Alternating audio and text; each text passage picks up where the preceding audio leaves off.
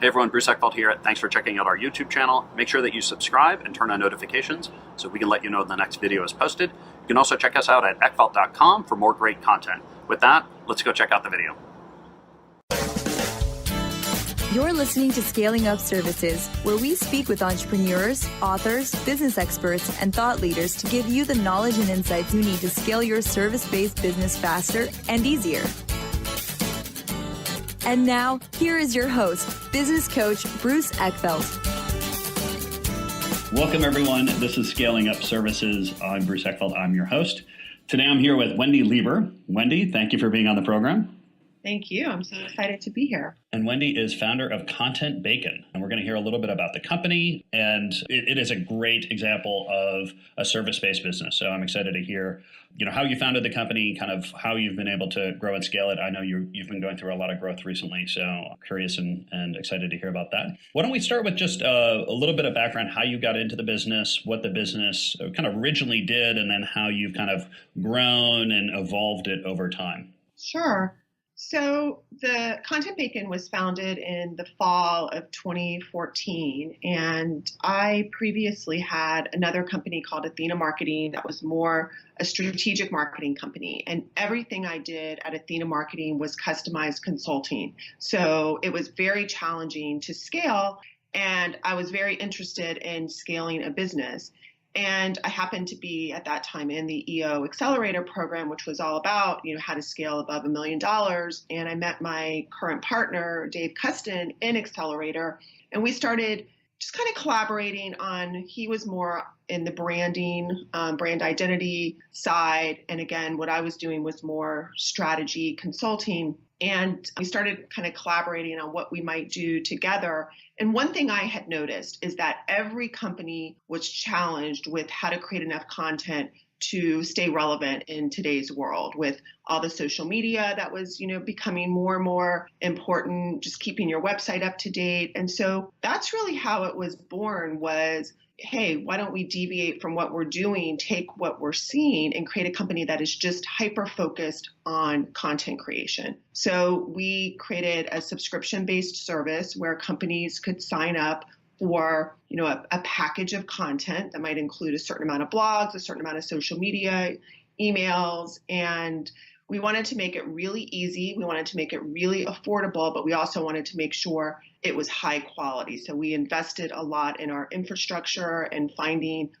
good writers, good editors, and we like I said, we started in the fall, and here we are almost 4 years later, and we've grown exponentially. Yeah, that's great. So let me ask a little bit about that pivot, because I think it's a key kind of strategy, or it's a key thing, and that I think a lot of service-based businesses run into, which is they've got a pretty good client base, and they have kind of a range of services that work with that client base. But as they go to scale, it becomes challenging. It's challenging to figure out how to grow the staff, how to grow the kind of capabilities. When you decided to focus on the content development, how did that conversation happen, or what did that look like? And did you look at sort of lots of different angles there? Was it, were there other ideas that you were grappling with, or was it kind of an epiphany aha for you? Yeah, so focus was definitely one of those things I had kept hearing about, but I wasn't doing. Yeah. Like, I really had it that saying yes to everything made me invaluable to my clients. And I got that. And when you're invaluable to your clients, you cannot scale. You can't take a vacation either. Yeah. And that's, at one point, that was what I wanted. Yeah. I wanted to be invaluable to my clients. They would call me at 3:00 in the morning if they had an issue. And again, it's like, be careful what you wish for. So the aha moment was really understanding what held me back from having a scalable business, realizing it was me. And so one of the things I had started to do prior to officially launching Content Bacon is I had created these, content packages, if you will, for current clients, and was just kind of dabbling in them. At that time, I was doing all of the writing and editing and posting. But what I learned is the interaction with the customers was so much easier. They gave me their credit card. So every month, it went through. I didn't have the same type of interaction with them because they were just so happy to kind of be checking the box on those things. And so that was really the aha, is that I had something that required less of me, the customer facing side, and I had something that I could really start to identify the processes and systems that I was using, because that was the other key thing with Athena Marketing.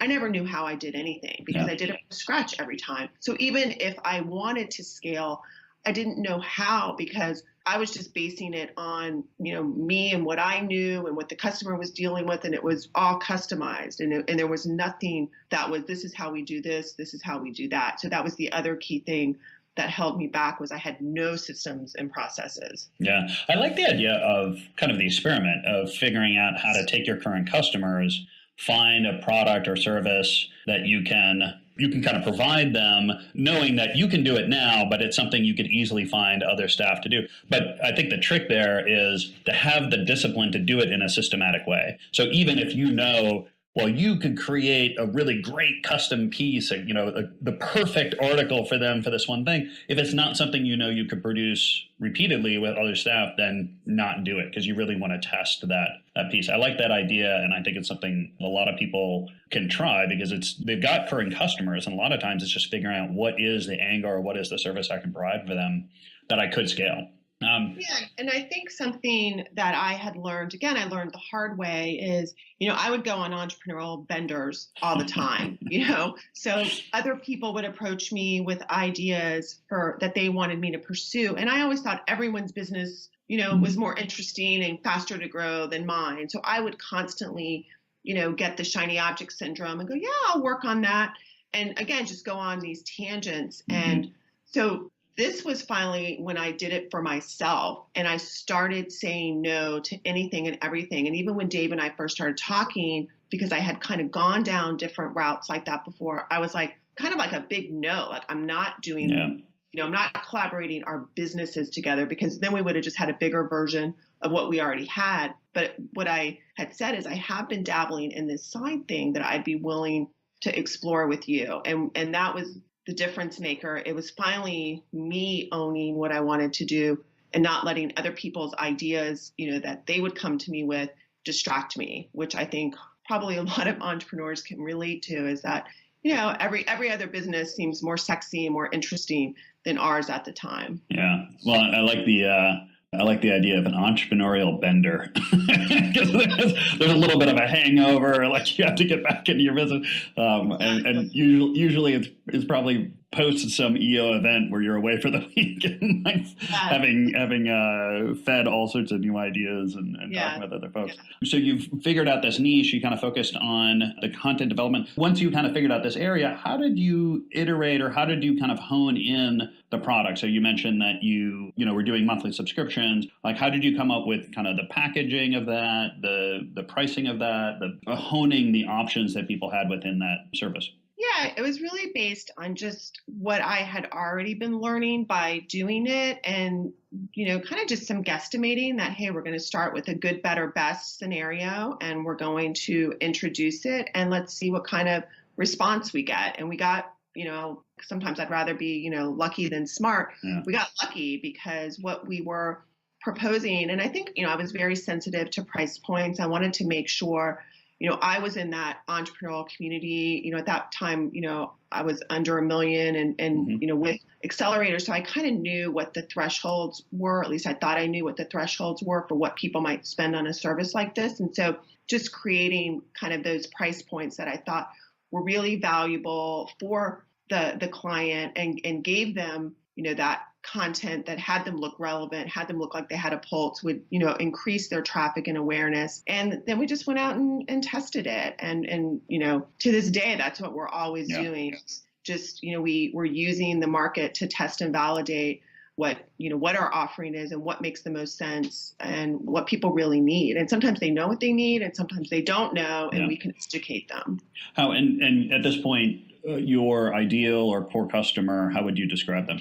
So when we first started, we kind of had 3 different groupings of customers. We had kind of the customer who really didn't know about content marketing, but once they got educated, were like, oh, I need to do this and I need help. Then we had the second type customer that had dabbled in this, had tried to do it themselves, and just realized how challenging it is to create content on a consistent basis, but really understood the value already, didn't necessarily need to be educated so much, but needed a reliable resource. And then the third was someone who was investing heavily in this, saw the value, but just needed more and wanted an additional reliable resource. And what we found, so those were kind of what we started with, and what we found was 1 and 2 were our initial sweet spot, with 2 being our true core. And that to this day, we've refined it since then. Today, we're more niche focused with technology companies, healthcare, and kind of a big bucket of professional services, which is, attorneys, accountants, insurance. And the key attributes are, one, these companies want to position themselves as subject matter experts. They have prospects that do research online. It's a considered purchase, and the value of it and the time it takes for someone to make a decision is, there's some time and money there. So it's worth investing in content on a consistent basis to build that asset. So that's truly who our core customer is today, and revenue-wise, they're usually between 2 and 20 million. Got it. Good. And I think that's great that you have put the work in to actually define the core ideal customer, because I think that's something that can be done. I'm assuming that as you've kind of refined your offering and refined that target, you had customers along the way that were historical or legacy customers that didn't fit that core or didn't want that service. How did you deal with that? Yeah, so we did. So we had a couple things happen that were both helpful and also learning lessons. So I was able to take a lot of my Athena marketing clients and transition them to Content Bacon customers. And some of those we still have today, thankfully. Some of our, early customers that we took on because, at that point we were just hungry, they just kind of caused themselves out. It just didn't work. And then when we got to a point where we felt like we could, fire customers, we did that. We just had conversations, and we started weeding out customers that just were not the right fit. And then today we are very careful about the sales process and the qualification process, and making sure that the customers that we do bring on really fit the mold, because what we learned is that the customers that don't take up so much time, so much energy, and we give them that time and energy, and then it ends up not going well, for anyone. So it's like you don't even get the benefit of that, and you neglect the customers that really need and deserve your attention. So that's a lesson. I think we're always learning. We just had a big experience with a Fortune 500 company, a division of a Fortune 500 company that we were so excited about. And we're like, okay, this could be a new niche for us. And we just completely overlooked some of the questions that one needs to ask to enter that market. Like, what's your process on your side to approve? How many people are involved in the decision-making? Things that seem so common sense now, but we didn't ask those questions. And it turned out to be a nightmare, because the bureaucracy of dealing with a company like that versus the entrepreneurial companies we deal with, even though it was a smaller division, just completely ate all of our margin. And so if we are going to enter into that, which, we might, we've now learned the hard way, how to do it smartly. Yeah. Give us some insight in terms of the questions you do ask. So when you're dealing with a prospect or you're kind of qualifying a prospect, what are some of the key questions or things that you look at that help you identify whether or not they're going to be an ideal customer? Yeah, so part of it is, their understanding about content marketing, inbound marketing, what they're doing today, what results they're looking for, and how quickly or not quickly they're looking for results. So if they are coming to us and they're expecting to go from, never doing any kind of blogging or social media or email campaign, which again seems really basic, but you'd be surprised how many companies just aren't doing that.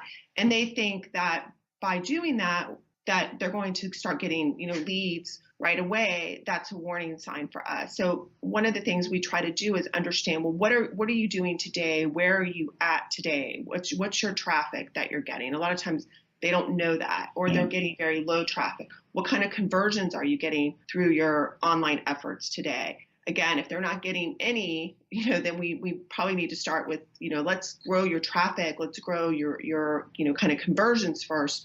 So we try to really take our time to understand where they're at and educate them on, to me, it's very similar to going to a networking event.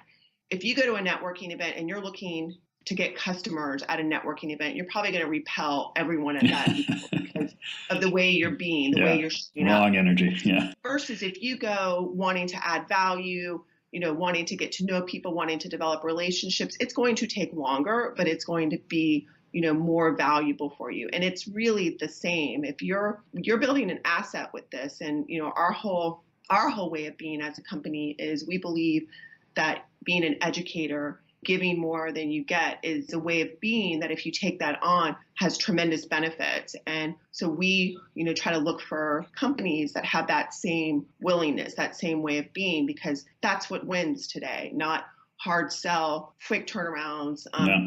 This is not direct response marketing. That if you want to go spend money on those things, that's fine. That's just not our niche. Yeah.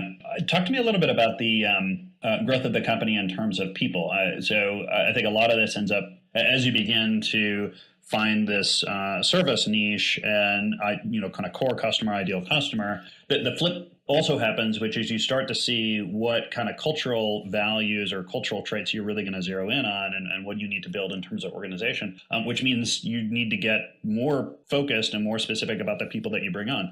What have you noticed over time in terms of ways in which you've identified who ends up really being a good fit at the company and who does not, and what have you put in place to try to increase your batting percentage on those things? Yeah. So this is, ongoing. I think for me, I went from being the doer in my business to having to really grow and develop myself as a leader, where I spend the majority of my time today in that mode, creating the culture, implementing the culture, reinforcing the culture, and the whole hiring.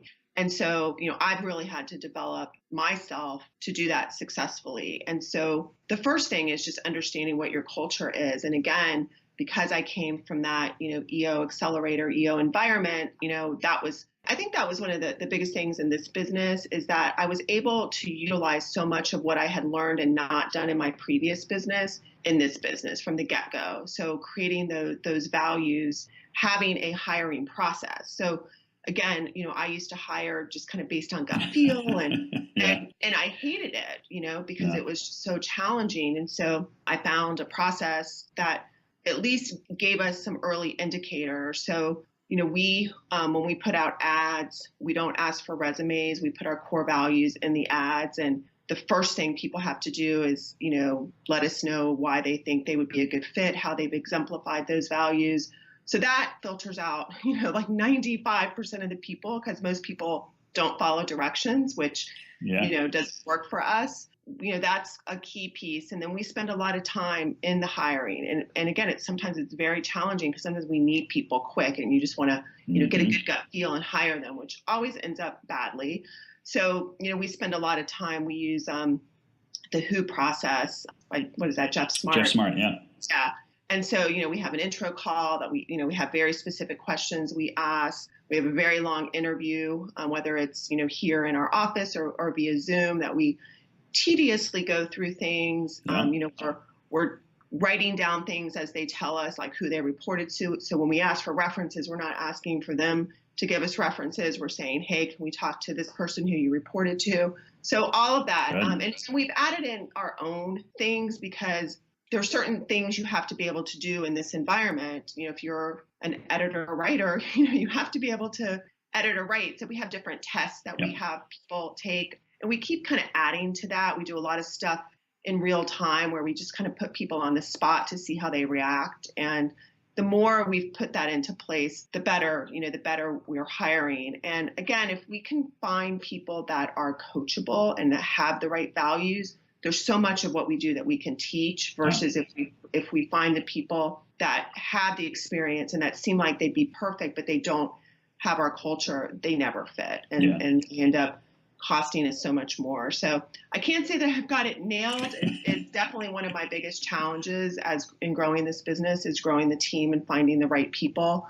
But, luckily I have some tools, I have some resources, I have some systems that make it a little bit easier. Yeah. And I think that's pretty common. Actually, I know Vern Harnish did a presentation up here in New Jersey a while ago, and pulled the audience out of the four decisions, people, strategy, execution, cash, which is the hard one. And I think it was over 50% of the audience was people. So I think it's pretty common for most companies, and especially most companies at this kind of growth stage. And then ironically, I think, or maybe not ironically, I think there's a correlation as you refine and target and zero in on your service, the training side actually becomes easier, because now the amount of things you're doing and how well you've defined them and made them repeatable has increased. So you can actually focus more on the cultural side, on the cultural fit side, because you can train. You have processes, you have ways of teaching people how to do things. So you don't need to be quite as focused as sort of on the technical skill. I mean, certainly you need fundamentals of being able to write and things like that, but how to run this system, how to do a blog post, those kind of things become very teachable. So which is a huge strategic advantage from a business point of view, because your ability then to go out to the market to find talent shifts dramatically, and it opens up to probably to a lot of people that you otherwise wouldn't be able to go to if you didn't have these defined processes. And I think that's something that people don't realize on the strategy side. Is one of the reasons we want to do that, really zero in on the service, is that actually makes it easier to find talent or find good talent. Sure. Yeah, and it makes it so much easier. And again, not that we're there yet, where this is still something we're finding, but when you find talent, onboarding them, so having that training process that doesn't cause so much brain damage to the organization every time you bring on a new person, because you've now developed, very similar to what we do with our customers when we onboard, we're doing that same thing with our new team members, so that we can constantly be bringing on new team members without it disrupting the organization. And I think that's the other key thing about the hiring, is always be hiring. Because we have so many times felt like we had our team filled out and like, okay, we can take a breather. And then inevitably something happens, whether it's a growth spurt or someone leaves or moves. And then, you just don't realize how, just like in sales, you don't realize how long it takes to kind of fill that pipeline again. So we are constantly, hiring and keeping the bench full, so that we've got people ready to go. And that was a lesson we learned the hard way, not just once, not just twice, probably 3 times. 3 times a charm. It's a funnel. I think the way you kind of compare it to sales is really on point, because it's about having a flow of opportunities. And if you are not constantly filling the top of that funnel, it will go dry. And it often goes dry when you need it the most.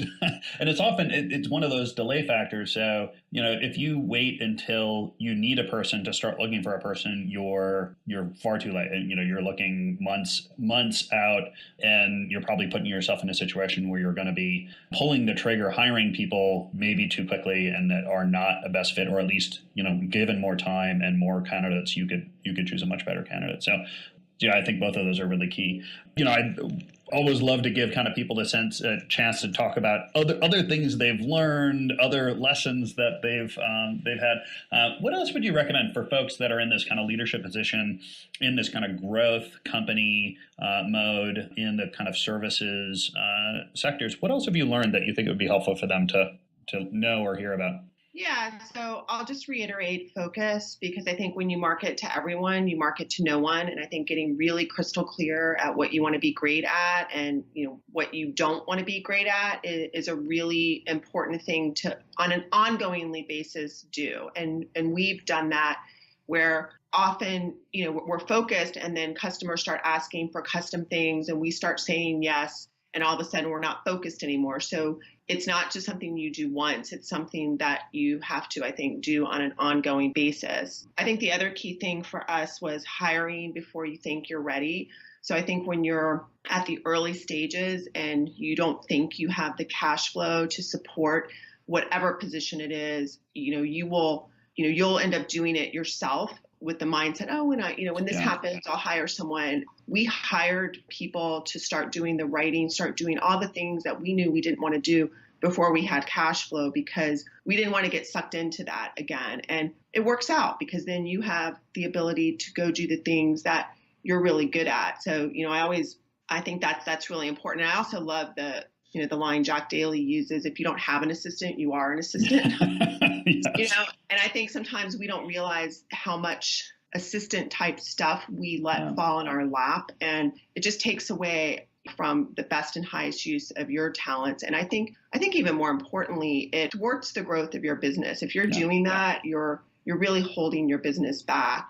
I mentioned developing systems and processes. Again, I can't tell you how important that is. And that was one of the things I had heard so many times and just never did. And it's just so important that if you want to scale, you have to be able to show people how to do what you do. And not that I want to be like a McDonald's, but McDonald's is a great example because they're able to create that consistency because they've got such, strong systems and processes for everything they do. And if you can't train people because it's all in your head, then, you're holding your... I'm curious do you have any good examples of processes that you kind of started with or that you realize were really important for you in the growth of the business to get out of your head and into something, and how you give us some insight on how you actually did that? Was that you writing it down on a checklist? Did you create videos? What was the process for doing that? Yeah, I think all of the above. Again, I think because I came from a company where I was the company and I handled all facets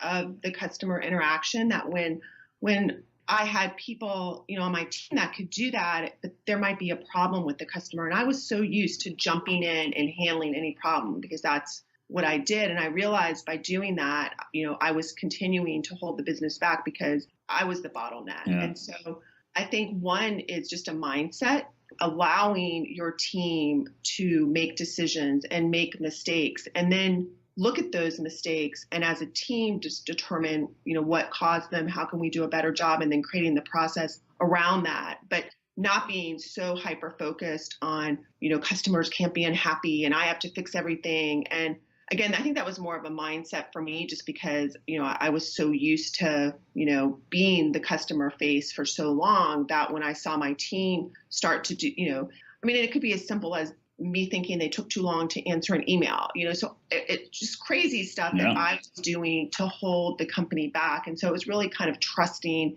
that I had a team that could do what needed to be done. And if they made mistakes, which we allow in this environment, we welcome it.